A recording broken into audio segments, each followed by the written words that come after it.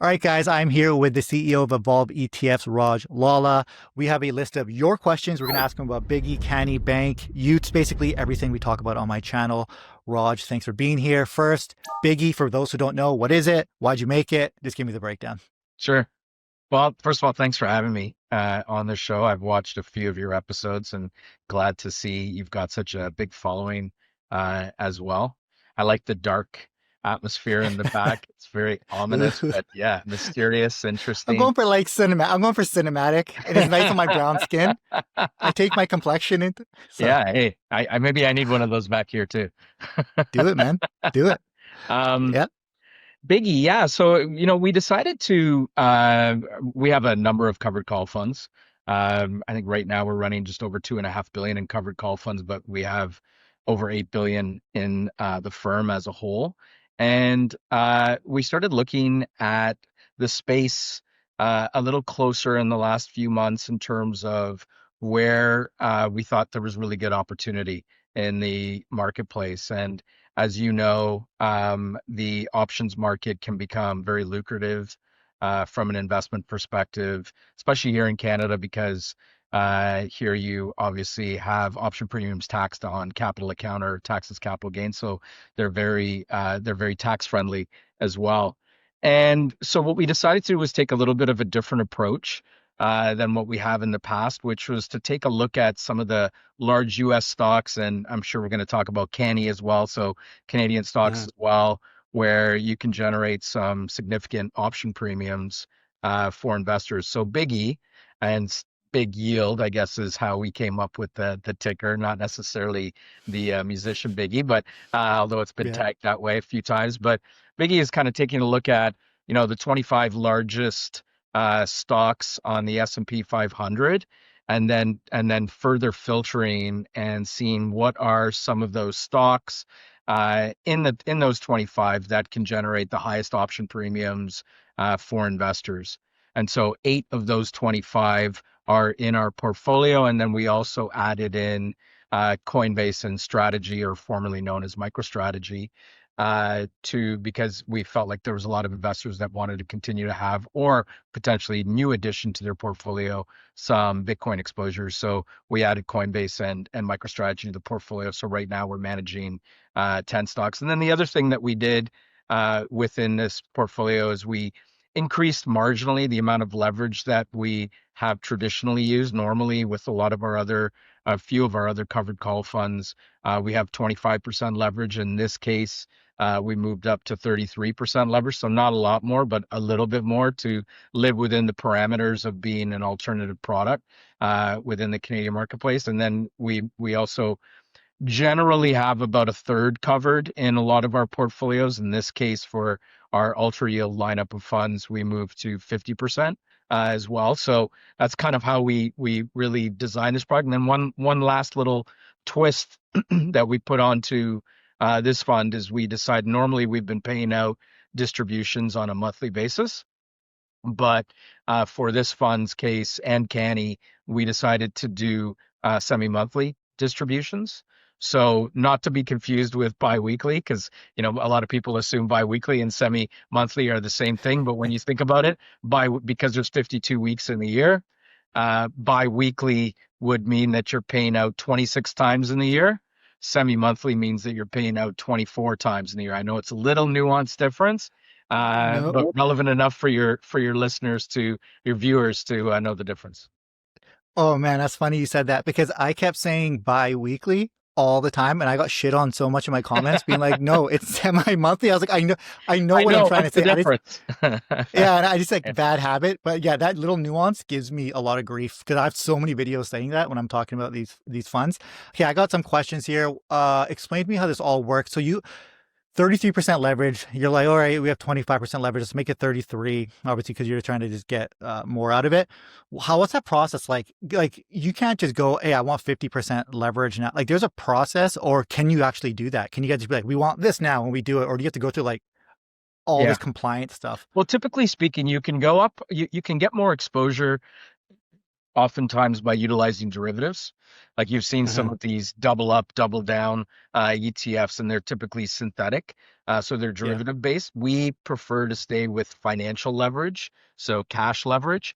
And so when you're working with the prime brokers, which is who we work with to get the leverage at the banks, what they need is they need a certain level of security, obviously. And therefore you can't really go too far off the reserve on this where you're going like 60-70%. We also want to live within the alternative product rules as it relates to our regulation. And so really we felt like the max that we could get to live within all of those parameters is 33%. You said you're writing on 50%.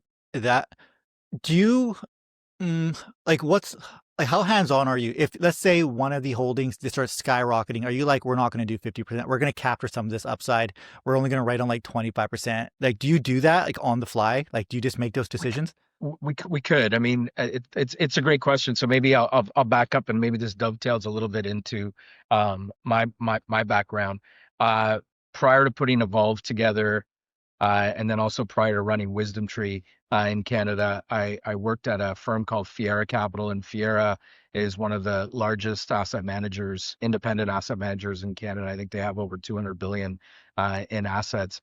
And one of the guys that I worked with there, his name was Steve Pate, and he was part of the derivatives group. And I remember sitting down with him back then. So this would have been 2014, maybe, and I realized by the end of the meeting that this was one of the first guys I'd ever met that was able to actually generate meaningful returns for investors being an options trader. And so Mm. when I set up Evolve, he was one of the first hires. I really wanted to bring him in because I really wanted to launch a lineup of covered call funds. So what we did was we brought him in, and then we built an entire team around him. And he's very hands-on. He's very active.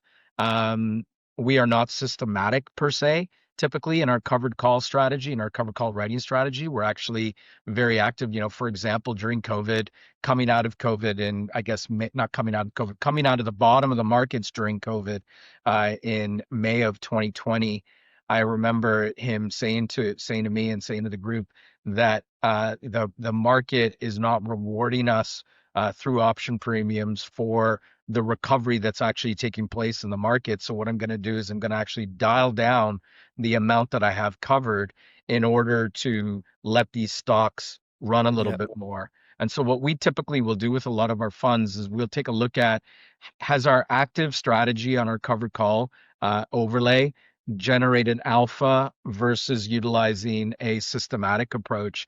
And Steve has done a fantastic job, and the team has done a fantastic job of doing that. So to more specifically answer your question, if he has a perception, or the team has a perception, that there's mispricing in the options market, and or there's an opportunity that the market hasn't really appreciated the amount of volatility or the bounce back or recovery, and you don't want to cap too much of your upside, then he might actually dial back his calls. So yes, the answer is we'll go up to 50% typically, but in some cases we might be a little bit lower. And remember, there's no free lunch with covered calls, right? I mean, they're fantastic tools to generate income, tax efficient income, but they can also limit your upside potential as well, and hopefully cushion some of your downside risk. So there's going to be times where if the market's really running, you may want to ultimately dial down your calls. That obviously hasn't happened yet with BIGY because BIGY is so new.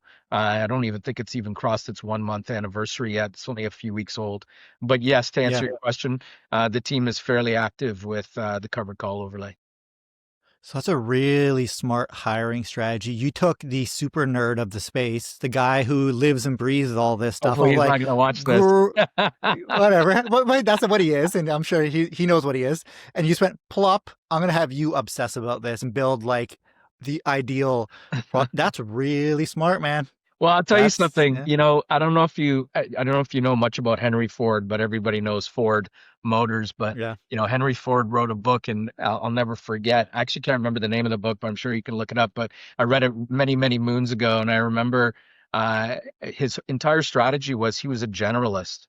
He was really good at understanding big picture things, but recognized that he wasn't a expert on specific areas. And so what he did was he surrounded himself with experts. And so back then you didn't have email, you didn't have these things or anything like that. You had a buzzer system.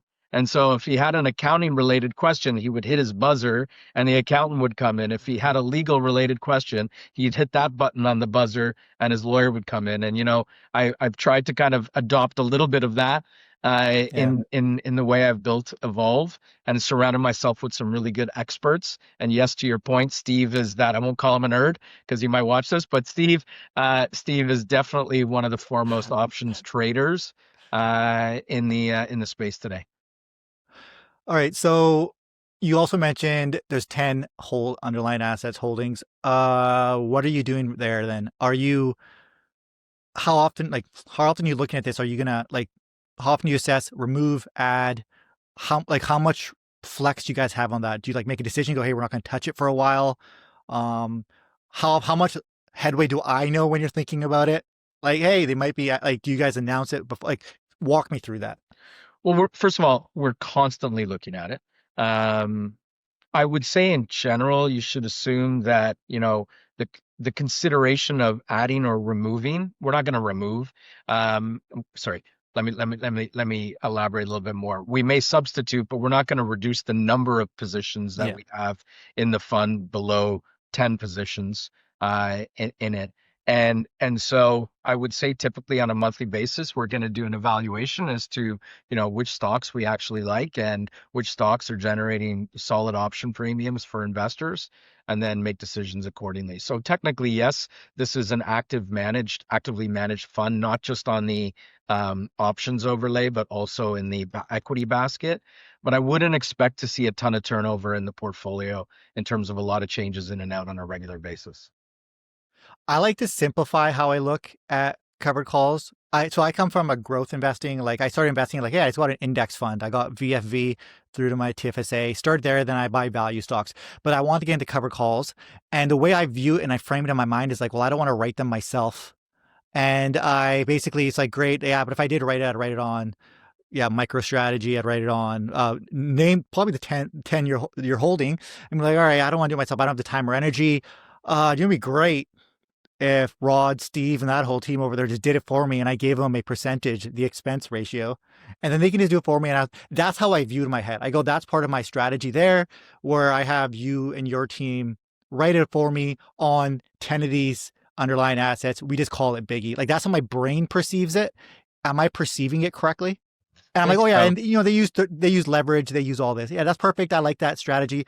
Great, they can do it, so I don't have to do it, and that's where the expense ratio comes into play. Yeah, Yeah, I sorry. think so. I mean, options trading can become quite complicated for sure. I mean, are you gonna like on US stocks, are you gonna roll weekly? Are you gonna roll monthly? Are you gonna, you have now 0 days to expiry options as well. Are you gonna use any of those? Specifically talking about the US market, not the Canadian market. But it's a lot to stay on top of. I can tell you that, when I deal with investment advisors or brokers, oftentimes I find in their journey they started out by doing options trading for their clients.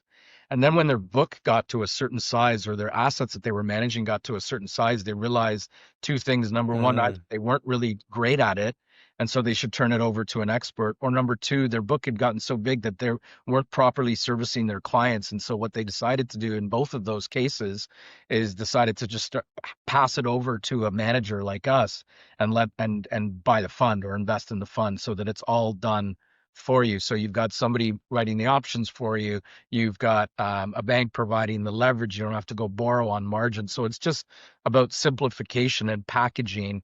And quite honestly, oftentimes when you do that, especially when you're doing that with people that have strong skills at it, and a company that potentially has buying power, your borrow cost could also be a lot lower than you going and borrowing on margin, obviously, and you're handing over your options trading strategy to somebody that's living and breathing in that market and focusing, all of their time and attention in the options market. So yeah, it's the whole adage about getting professional money managers to run your portfolios for you rather than trying to do it yourself. So I find I find oftentimes the journey of an options trader ultimately leads them to eventually passing over the work to professional money management because either they realize they just weren't as good at it as they thought, or it's just taking up too much of their time, and they're not spending enough of their time on other aspects of their life or their business.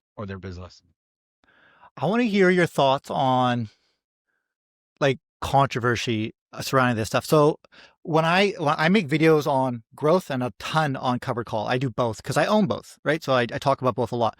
I always hear people who are growth investor, growth like index funds. Let's say just call it that. They're always saying covered call ETFs are this or not that, not that.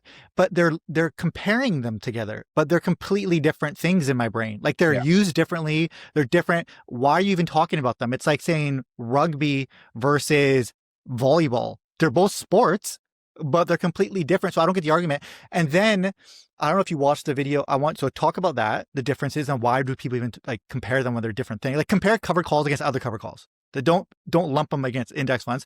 And then also the Ben Felix video. Did you watch that one where he called them the devil's bargain? He went off about covered calls and did this whole I've thing seen with Jiggy. I don't know if I've seen that one specifically, but I've seen a lot of videos where you have I can critics. summarize it. I'll Yeah. summarize it really quickly. And the issue I had with it was he didn't mention strategies that you funds like yourself are using today. Like these new strategies. He brought up cover call ETFs from years ago that underperformed, that are like archaic compared to being what's used now, where it wasn't a direct one-to-one. It was almost useless to me, where I was like, why?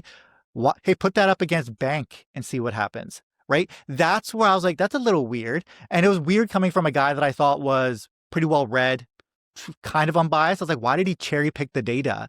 And why did he not talk about these other funds where I was like, oh no, because the reason why we talk about you on the channel, and I'm not saying this because you're here. We talked about you before you came, before I even knew. This is, and by the way, anyone watching, we just started talking right now. We turned the Yeah. cameras on and we started talking. It was because I was going, what's going on with those guys over there? They made, because it was bank and Utes. I was like, they're making stuff that's good. Like it's like, cause I look at like US stuff and I go, that's kind of sketchy. And I was like, they're making like actual really good products that I like. Right. This is nice. And that was the conversation piece, right? He didn't mention that. I don't get, I don't get why people do that. Is there a reason that I don't understand? Cause I'm not actually in the industry. Like what incentive would someone have to do to not even go there, or it just doesn't make for as good YouTube content when you're like, well, actually that one's actually pretty, because I get that. I get that. If he focused purely on controversy, it makes for, now I'm talking about it. But if you actually gave a fair, unbiased and actually laid him out, it wouldn't be as entertaining. Like, what do you think's going on there? And what do you think about the index fund TC cover call stuff? Like, why are people even talking about them? I gave you a lot there, but I just want to hear your Yeah, thoughts. no, I mean, look, I don't think I agree with you. I think it's easy to compare for some anti-covered call investors to just simply say, look, you're going to underperform. Why not just, if you believe in the stock, why not just own the stock? Or if you believe in the portfolio, why don't you just own the portfolio? Why are you limiting your upside with a covered call strategy? And I understand what they're saying, because oftentimes, in a market that's moving up without a lot, without a lot of volatility along the way and just almost in a straight line, you're typically better off holding the underlying portfolio versus having covered call. But you're not talking about the same kinds of investors. I believe that a lot of the investors that are using covered call funds have basically said to themselves, I am okay not getting the full upside participation of the market in exchange for receiving some tax efficient income along the way. And I believe that if you can get your head around that mantra, then covered call funds should be a really great journey for you. If you are expecting to have your cake and eat it too, which is, because I've got leverage, I'm going to outperform the market, plus I'm going to get this big yield attached to it, then I Yeah. think you're potentially setting yourself up for disappointment. And so to me, I would kind of keep it as simple as that. And then I also think that some of these critics are also not considering active management as it relates to covered call strategies. Like I talked about Steve and his team and the way they can typically dial up and dial down and look at the mispricing in the options market. He's that, some critics are typically referring to like a purely systematic strategy where you're writing on a third of every stock in the portfolio and you're rolling on a monthly basis. There's no discretion that goes into it. I think that, personally speaking, I don't think that those work very well because there's a lot of variables that go into a decision, and I think just simply being systematic may not be the best route to go. So bottom line is, I think that there's a place for the pure growth elements in your portfolio, and I believe for a lot of investors that covered call strategy where you're getting the preponderance of the market performance along with some tax efficient yield. Let's talk about the psychology a bit about it, because I think that's a big thing when my brain had it click. So my whole entire life, I've always struggled spending money on myself. Always. Like, it's hard for me. Like, I'm good at making money, but it's hard. Unless I can justify it as a business expense or it's going to make me money, I have a very hard time doing it. I have kids, I have a wife, a family. I can spend money on them all day. And when I started getting into cover call ETFs, first it was all growth focused. I was actually trying to do that, have my cake and eat it too. But then when I had that realization, I was like, wait a second, yeah, capped upside, but there's distributions today that I can choose to buy more shares, or I could go buy myself a laptop, or I could go to Hawaii or do something, whatever. It's changing my mind from like, it's okay to live today. I don't always have to plan for 30 years from now.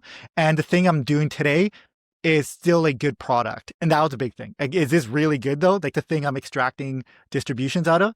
And when I had that shift, I don't know what it was for me because I'm so tightly wound in that. And I'm so, maybe it's a brown in me. It's like the Indian in me. It's like you don't spend, you save, right? And it kind of, I felt a little bit like my shoulders drop a bit. I went, oh, that's kind of cool. Like, I probably won't still use it every month. I might buy more shares, but it's kind of nice to know, like, if I do, I won't feel guilty. Like, but that was a psychological decision I made as an investor. And I feel like there's that associated with covered calls as well. Like people in retirement, stuff like that. Where in growth, I'm just like, do it, forget about it for 30 years, or value investing, do it, forget it until it hits the price I want to sell at. It's like, where this is just kind of like, oh, this is like quality of life today, whether I choose to use it or not, as long as the fund and everything is like concrete. Like, it's good. Like, you got you got that kind of guy in the backbone or something like that operating, then I feel good. Like, what do you think? Do you guys consider that at all? Do you think about that? Like, what kind of like, what am I talking crazy? Once again, am I looking at this differently? Because I don't consult people. Like, question, Gary. I'm online therapy. I'm online therapy with you right now. Like, this is like, I'm just saying this out loud right now on camera. Like, what do you think about that? I want to hear like the way I kind of I'm processing this. So you want to talk about whether you should spend more or invest more? That's one element. Are you looking at it the right way? Yeah. Um, yeah, Like, yeah, I think you should. I mean, I think you're younger than me, so you're in the accumulation phase of your investment cycle. I mean, I'm not going to give anybody investment advice, obviously, but I do think that, consumption of material objects is like dopamine, right? It just gives you a quick hit and you're excited about it, and then it starts to deplete in value. I think that as it relates to investing, I think if you do your homework and you do your analysis, you invest with good people, then I think you've entered into a long-term relationship with your money. I was just actually on Friday, I got asked to speak to Schulich's Business School Masters in Finance class about entrepreneurship and do-it-yourself for investors and their habits and so on. And one of the things that I said that I have really come to appreciate about DIY, do-it-yourself for investors, of which I think a lot of people watch your show. My observation over the last few years of them is that we've had these dips in the market, and during those dips they buy more, whereas a lot of professional money managers move to the sidelines because the dip concerns them and they think that it might be a long sustained dip, whereas the DIY investor is like, well, I liked it last week, these stocks or these funds, and now it's cheaper, so I'm going to buy more. And then a week later, let's say the market continues to correct downwards, it's even cheaper now. I'm going to buy more. And then on the recovery, on that V-shaped recovery, because they've all had the V-shaped recovery, they look super smart. and other people who move to the sidelines don't look super smart. So I have like a huge amount of respect for do-it-yourself investors because I actually think that they don't get enough credit for how disciplined they are in their investments and how long-term minded they are in their investment horizon as well.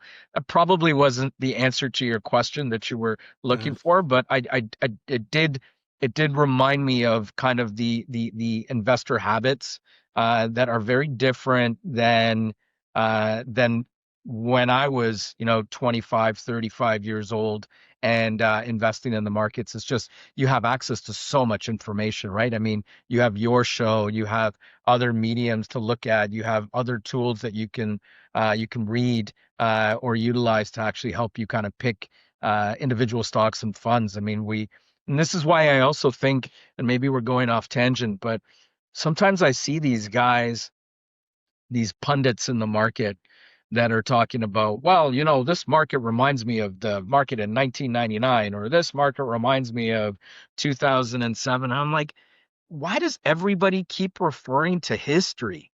Because we are in a completely different Yeah. environment than we were in 1999, for example, or 2007, 2008. The amount of access that we have to information today is so different. The amount of education that investors have, not just do it yourself for investors, but advisors and institutional investors and so on. We have so much more information.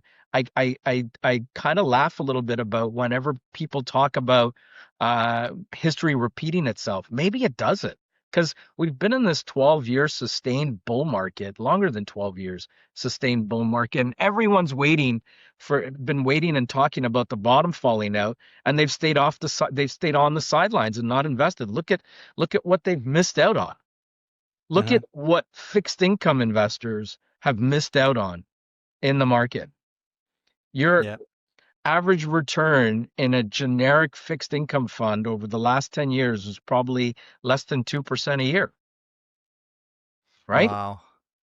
Yeah, that's Look brutal. at what you missed out on in the equity markets. Look at these traditional Uh, 60/40 portfolios where people have said, I'm going to have 60% allocated to equities and 40% allocated to fixed income. Great. So if that 40% was only earning 2%, and by the way, 2%, I might be being a little bit generous as it relates to a yeah. typical fixed income return. It could be actually less because we had some negative years in there as well. And if the equity markets average, if the S&P 500 average, let's say 10% for the last 12 years or so, that 40% that you had in fixed income missed out on a 12% return. And so I believe that's one of the growth engines that's taken place for covered call funds, where people are looking at them and saying, rightfully or wrongfully so, that they can be my income replacement to fixed income that my parents used to have in their portfolios, or previous That's generations interesting. had in their portfolios, where fixed income was supposed to provide you with the stability and the regular income. Because when I look at a lot of the comments on, your show, and I've seen from other investors, that, a lot of investors really rely on the income that's coming from covered call funds. I'm not saying that that's a smart thing to do or not a smart thing to do, because you always have to remember that you still are tied to those underlying equities that, yes, they've gone up a lot, but they could potentially go down. So there is some risk. Having said that, we've seen fixed income go down a lot in periods too, that were supposed to be our savior and our life vest in a choppy market. But I do think that for the covered call side, I think a lot of investors are kind of looking at them as my parents' fixed income replacement kind of thing. That's interesting. I never really thought about that, but I think maybe subconsciously I have been looking at it a bit like that as well. Yeah, that's interesting. Will That help does make subsidize your sense. life. I mean, if cash flow is important to you and if it's supplemental to your income and so on and so forth, it can help subsidize your living expenses, right? I mean, if it Yeah. if it works the way you expect and hope that it's going to work. you mentioned there's a couple of things there. So first you mentioned time horizons and how DIY investors have pretty good sense of long time horizons. I think that's a good strength. Like that's kind of my thing. That's why I started with index funds and stuff. Everything's on a 30-year time horizon for the most part. That's why we can buy on dips. It's like we don't I don't care. Like as long as the underlying asset's fine, I know it's gonna come back up to all-time highs eventually. As long as it's like Microsoft ain't going nowhere. Google isn't going anywhere. Like they're fine. It's like great. Right. They're just discounts. That's all That's you right. see. And I think that more or less a talk track for more for DIY investors. I think with funds like I keep using bank. That's probably because that's like the one I like a lot, right? It's like I see it sort of similar to that because that's I guess let's just pivot into bank while we're talking about this. It's because talk a bit about it because that's just banks. Canadian bank. It's like without like your reasoning behind it, it's like no one can screw this up. And it's just like Canadian banks. It's like talk me through that a bit. Is it that? Because that's why I like it because Yeah. it's so boring in a sense. And you're like, let's just write some calls on this bad boy, and do, like that. Talk me through that.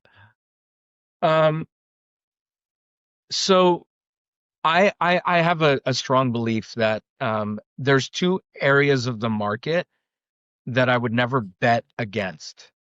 Again, my opinion. And that is I would never bet against big tech because they are on the forefronts and collectors of data, and data has become our most precious resource, and it's fueling, of course, things like AI. I think that the big tech companies have somewhat of an oligopoly, where if other companies come in and start to threaten their position in the ecosystem, they just go and buy them because they're flush with billions, hundreds of billions of dollars of cash Uh-huh. that they can, and they're on the forefront of technology. So I'm a really big believer in that. The other group that I would never bet against is the Canadian banks because they also have an oligopoly. And I also believe that, if Canadians are patriotic about anything, the one thing that they're patriotic about is their banks.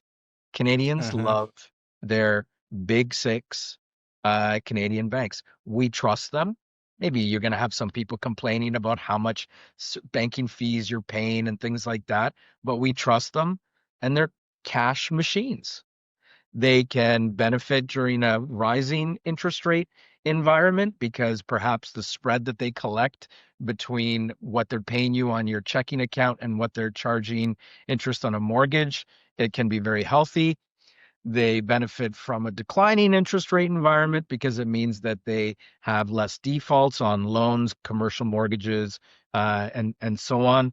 They just always find a way to win.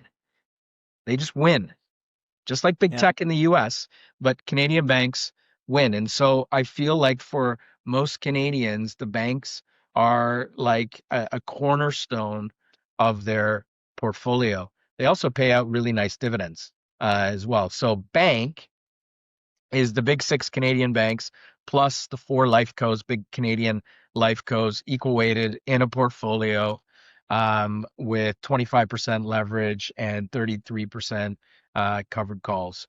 And so, yes, it is our largest covered call fund. I believe it has about 650, 660 million in assets. I think it's doubled in size, almost doubled in size this year. I think we started this year like at around 330 million in assets. So it's definitely been one of the growth engines of asset growth for us as a firm. But I just believe that Canadians love their banks, and they obviously also really love yield, and it's a good pair together. You're not going to see the kind of volatility typically with Canadian banks and life cos than you would with perhaps big tech or even smaller tech out there as well. And even the same thing about life cos. I mean, one of the great things about life cos is they take those insurance premiums and they earn interest on those insurance premiums, which feeds into their revenue. And therefore, what ends up happening is in an increasing rate hiking environment, their revenue increases as well. Like life cos are another example of the very similar to the banks in terms of living in a oligopolistic environment. So I find like if you think about oligopolies more than monopolies, as in there's four or five companies that control that market, it's a really interesting way to think about investing as well, because if it's a big sector or big industry and there's 4 or 5 companies that have controlling share of it, and there's some recession resilience as well, which is a little bit like our utilities fund, UTES, as well. I think it's a really interesting area to be looking at from an investment perspective. Doesn't the Canadian government make it harder for foreign competition to come into banking in Canada? Like that's why it's oligopolistic. Thanks for saying that word, by the way. I was going to call it an oligopoly. So you, you, Oligopoly. yeah, you say me. I Yeah. said it anyways, but that's where my brain It was is a going. bit of a tongue twister. But yeah, there's also that you kind of It's know hard. because I did a video breaking down actually that's why one of the reasons why I liked bank. I also did like I made this video talking about sort of like S tier, A tier type of like covered calls, and I really what I was going. I just talked about the ones that like I could personally talk about and be like happy about, and I talked to my mom about. Bank was one of them. The second one, for almost the exact same reason, was Utes, because it's utilities. So what do you guys do? Utilities. It's the same thing. It's like I like it. A good litmus test on something's good or not is can you explain what it does in one sentence? I have the Bank. What easiest does it way to do? explain Bank. it. Yeah, I know. I Bank. have the Utes. Utilities. Talk Utes me is a through bit. that a I've little got an bit. easy way to explain Utes. Just like open up your mailbox. Well, sorry, Canada Post is on strike right now at the time of Bad recording this, example. but pretend Canada Post wasn't on strike. You open up your mailbox, and where are all those bills coming from? Those Yeah. are the stocks that you own. You don't, Yeah. you have to pay those bills every month, whether it's Yeah. Rogers bill, Bell bill, Enercare, Hydro, all of it. Those are all the bills that you're paying. They're recession resilient because you need heat, you need gas, you need electricity, you need your cell phone and your cable and things like that. So, a sector like utilities is a very recession resilient sector. So if you are somewhat contrarian in your view that you feel like the market is very frothy right now, and you want to look at value, or you want to look at or you're expecting that we're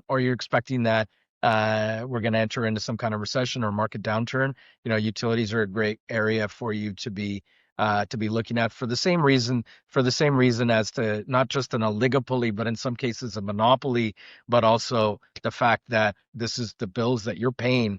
I don't know. There's a Uh-huh. bit of an analogy, right? If you're writing a check or sending see, that's how old I am. I talk about writing checks. Nobody writes checks anymore. Yeah. But if you're doing an e-transfer or automatically on your credit card to a company and paying them every month, maybe it makes sense to own the stock too. How old are you? You look fairly young. Just tell me, I how was old are you? making jokes about how old I am, but maybe I'm not. I'm getting up there. I'm 54. I just turned 54, so I'm getting old. Really? I thought, okay, I honestly, okay, here's a compliment. I thought you were close. I'm 39. I thought you were somewhere in your 40s. So I thought you were around like, I have an Hopefully, older we don't get a brother. bunch of Oh, comments on this saying, no, no, he looks like closer to 60. I don't know what you're no, talking no, no, about, you won't. Gary. No, no, I think most people will agree with me. I thought you were around that because because like when you're talking and you're like, okay, I've done this, this, this, and you're kind of a little bit alluding to your resume. I was thinking, okay, what's second? He's done quite a bit of stuff for a dude in his 40s. I also thinking, you must have FU money at this point in your life. Why are you still working? Why no? Why are you doing any of this? To be honest, like why even sit in that chair and talk to me right I now love and do what I any of this? I love. Yeah, Look, so here's what I'll say. The beauty about ETFs is that they democratize investing, but most importantly, they do the right thing by investors. In my days in this industry, the pyramid in many cases I used to see was inverted, meaning that an investor would buy something and put like $10,000 into it, but everyone else in the ecosystem got paid commissions or fees or whatever. And then whatever gains that came out of it, the table crumbs would go to the investor. It's wrong. It's your money. right? You invested the $10,000. You worked hard for the $10,000. So Yeah. why is everybody else getting paid? Um, and so thanks to regulation, I think for the most part, has been really helpful in terms of right sizing that pyramid so that in today's world, things like ETFs, the rest of us get the table crumbs and the investor gets the preponderance of what they invested and the gains that come along with it. Yes, you know, my business is a scale business, right? As in, uh, I could have been part of businesses in the past where maybe the break even in the business was like to get to like 40, 50, 60 million in assets because the fees were so high that as the manager you could do well. But in a Hmm. business like an ETF business, your break even is a bit depending on your fee structure, a billion, $2 billion because your fee is so low. But it's the right Hmm. thing to do. And so I love the fact that I'm part of a business where um, you're doing right by investors. Yes, we get paid. We don't get paid a lot. You get as the investor the majority of what you make and whatever gain takes place with the stocks in the portfolio. The way we get paid is we get paid a management fee, and so it's typically somewhere depending on the fund somewhere around 40 45 basis points or 0.4 0.5%. I mean, you take a look at funds in the past, they were charging 2% management fees plus like a 20% performance fee, or maybe not a performance fee, or maybe even more than a 2% management fee. It was rich. And the managers got paid a lot.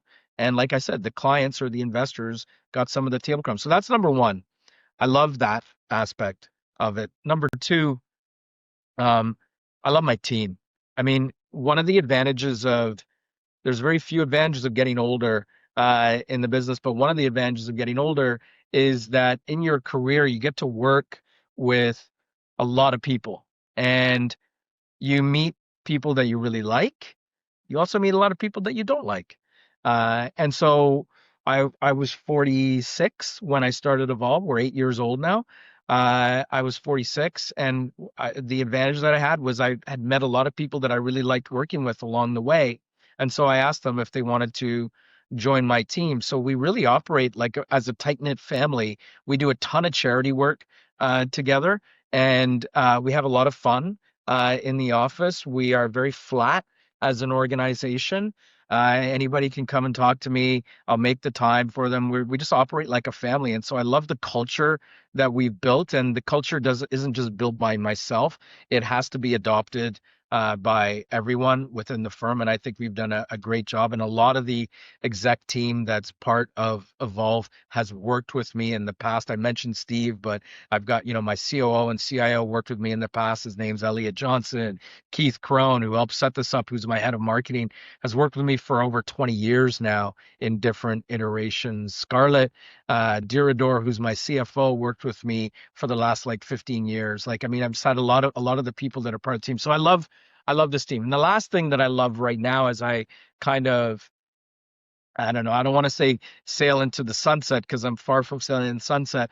But now, what I'm really focused on doing is empowering the younger people within my company, um, because I've come to the realization that maybe some of my ideas are not as current as they once were, right? And I've seen so many CEOs run businesses the way it used to be, as in, Hmm. well, this strategy worked for me in 1996, so I'm going to adopt it in 2025 because it worked. So I'm just going to rinse and repeat my strategy from the past. I don't think that that works. It goes back to the comment that I made, like, these analysts talking about, these pundits talking about, well, in 1999, this happened, and right now this is happening very similar. So we're going to end up with the same outcome. No, things are different.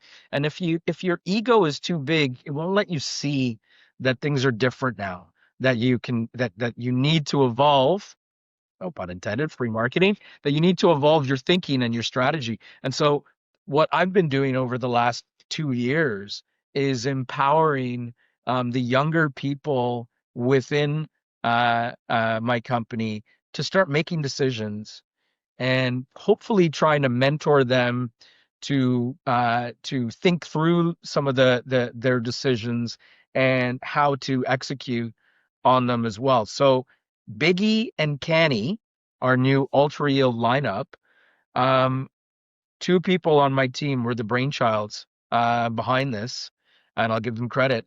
Kate Thompson and Ted Strasimir were the brainchildren behind these products, because they saw what the market was looking for and how we could build something that not just the market was looking for, but that would work in the market as well. And so this was an example of me kind of empowering some of those younger people and then helping along the way, dealing with the banks and the structuring and everything else. Anyways, that was a really long answer, but you asked me about the money, and I'm telling you, like, for me, it's way beyond the money. It's actually, I really enjoy what I'm doing. And one last thing, I don't have enough hobbies. So Uh, for me to like go and retire, I don't know. I always worry that I might be like one of those cops that retires and then dies like a week later or 2 weeks later from boredom. So I enjoy this. yeah. I enjoy my team. I enjoy our products. I enjoy my industry. Contrary to what a lot of people might think about the investment industry or Bay Street, there are some really good people here, and there's some really good ethical individuals at different institutions here. Bay Street's not just about greed and money like the stereotype. You're coming at this, you're trying to build good products that can impact people's lives in a good way. You're human firsting this product, your financial background, so you guys know how to optimize all this stuff, get them to perform. That's all there. That's great. Where is that coming from? I'm just trying to think. What is your upbringing looking like? Are you coming from? I have immigrant parents. They immigrated from India. They came here. They worked minimum wage jobs, got into middle income, right? Worked their butt off, bought a home, never spent money. All the money went towards making sure I had clothing and food and a roof over my head. We talked about that's why I was probably tightly wound. I hated spending money, but I'm so grateful for them. They taught me work ethic. They did their best. What was your upbringing like? Do you have any? Are you East Indian background? Lala, right? Yeah. Yeah, yeah. Do you have the same similar story of immigrant parents coming over? But you're 15 or so years older. You came up in a different generation than me, and I want to talk a bit about that. But what does your upbringing look like? Does that impact why you're maybe more empathetic to the everyday investor more than maybe someone who grew up on Wall Street? Like, cause there's a little bit more consideration I'm getting for you of how I'm feeling about this whole process and how people watching this are feeling and how it impacts our lives than you would expect from a CEO of one of the largest funds, right? Like, it's Yeah. talk me through that. I kind of want to just understand you now. Like, where is this all coming from? Because it's nice. It's nice. I just want to understand it. I was born in England, came here when I was 4. My parents were in India, as you know, the path. Um, when India went through partition, my dad lived in a refugee camp, and my mom moved to Morocco because her parents had money, and then they both ultimately migrated to England. They obviously still didn't know each other or anything like that, and then they met in England. I was born there, and my sister, and my dad went to the London School of Economics. Um, Mm. and this was the 1960s, and he couldn't get it. Like he whenever he would get a job, he would always see far less qualified people getting promoted above him. And he said, I don't want to live in this country, and I don't want my kids to grow up in this kind of country. I don't want my kids to grow up feeling like they're second class to anyone. And so he as I said, I was 4, so I guess 1975, I guess we moved to Canada. I grew up in Mississauga. And then my dad, my dad ran a business with my mom. They used to import and manufacture women's accessories that would be sold to like Dialex, which would be like Fairweather and Susie Shear and all those Oh yeah, yeah, companies. yeah. And I always say, I never went to camp in the summers. My parents made me work their business. I think that instilled some entrepreneurial spirit, although that was an unintended benefit for my parents, because really what I was free labor for my Hey, parents every summer, 100%. of Yeah, course. But I yeah. used to work the trade shows with them and all of those kinds of things. And then my dad rolled a lot of money from the business into real estate, and at one point made a lot of money, and then as you would know, because you were still very young. We had a real estate crash in the early 90s in Canada, and my dad lost everything. And he didn't even have enough money to put me through university. So I had to cut grass to fund my university, which was an eye opener because I went from being this kid that was, I wouldn't say spoiled, but a kid that, wasn't even sure I even needed to go to university because I could take Oh, over my dad's business and stuff like that, yeah. even though he always said to me, and I do believe it. And I say this to everyone, the one thing is like an education can never, money can come and go, but your education can never be taken away from you.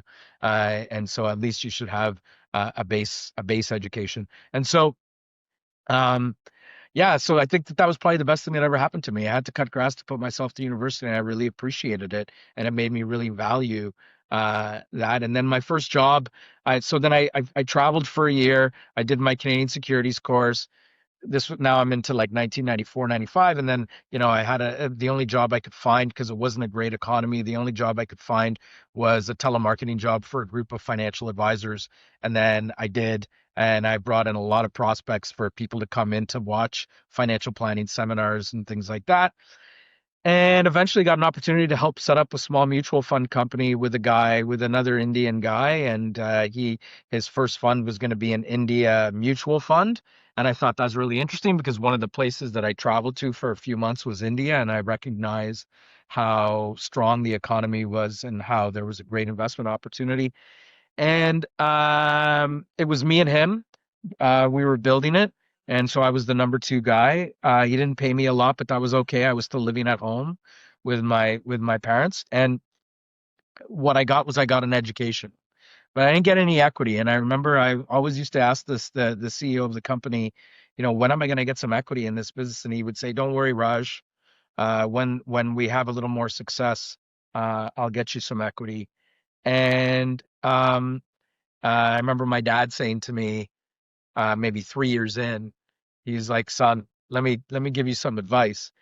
If somebody's not going to give you any equity when the company is worth zero, they're not going to give you any equity when the company is worth this much."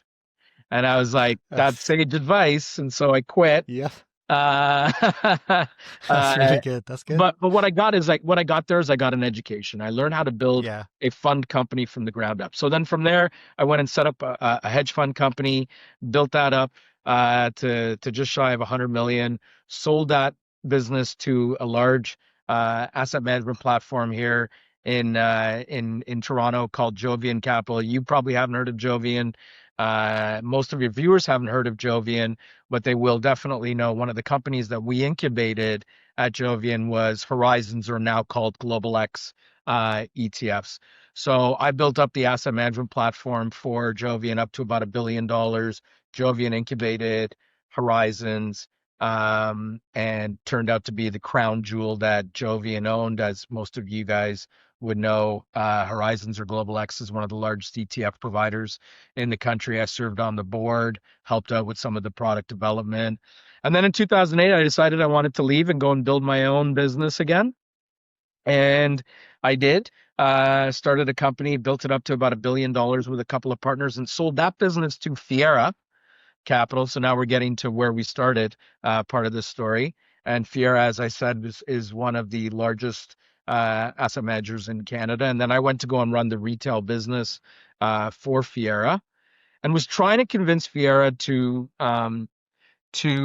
get into the ETF business, but it was a challenge for them because they had a private wealth business, an institutional business, and there were potentially too many conflicts for them to do it.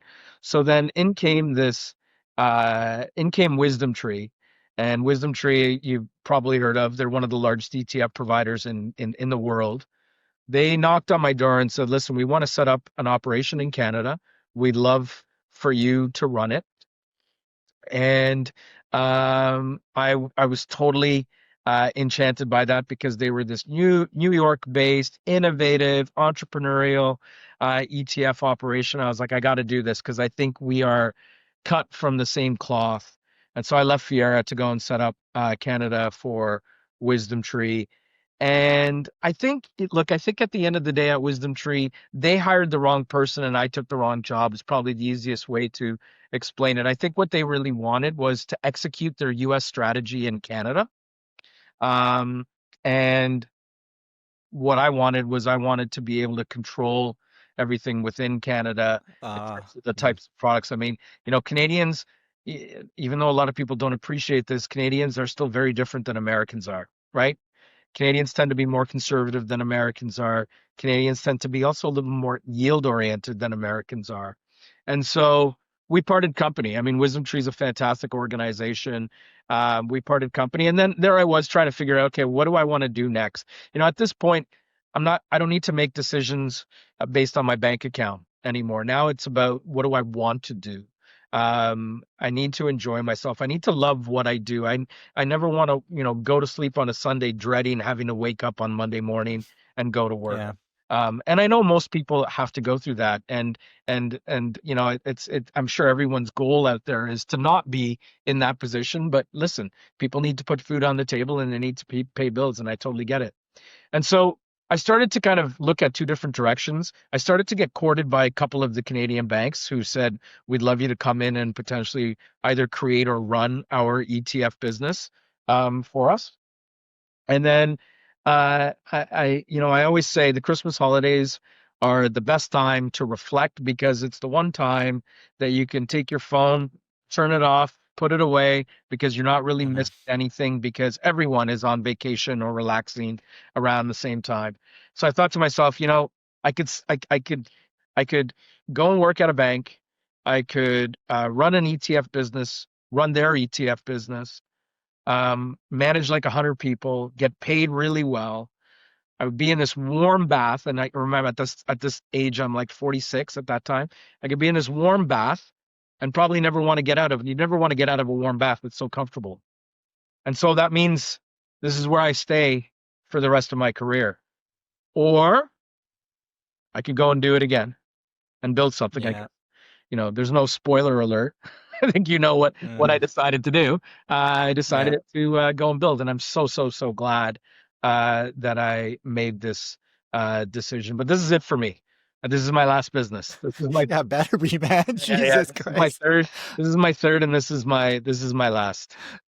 Yeah, how many more do you have in you? That's Oh, I'm done. crazy. I'm done. This is it. That's a that's a hell of a journey, man. I'm gonna end it on Raj Lala, the man who has his blinders on. He's busy. Him and his team, him and Steve and the other geniuses over there are busy trying to build products that we can actually use and get some value out of. Raj, thanks for talking to me today. I really appreciate it, man. Thanks, Gary.